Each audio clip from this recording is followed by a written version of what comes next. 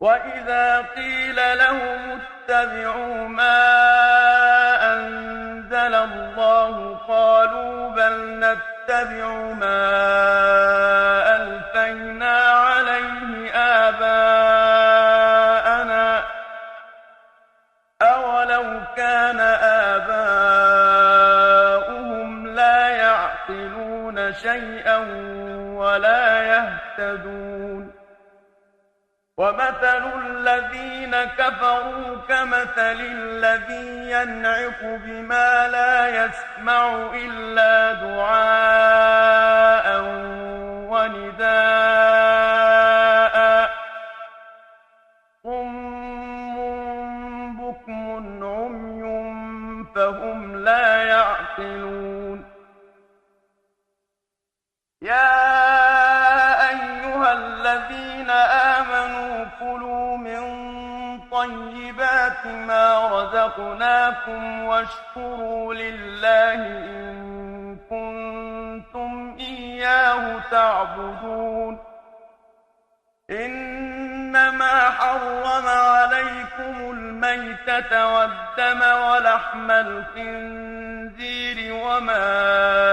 أهل به لغير الله فمن اضطر غير باغ ولا عاد فلا إثم عليه إن الله غفور رحيم إن الذين يكتمون ما أنزل الله من الكتاب ويشترون به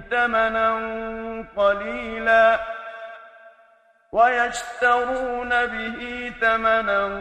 قليلا أولئك ما يأكلون في بطونهم إلا النار ولا يكلمهم الله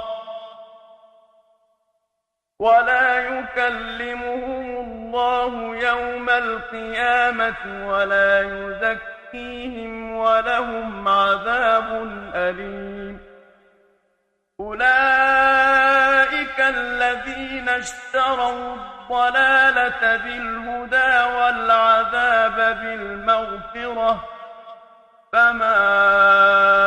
أصبرهم على النار ذلك بأن الله نزل الكتاب بالحق وإن الذين اختلفوا في الكتاب لفي شقاق بعيد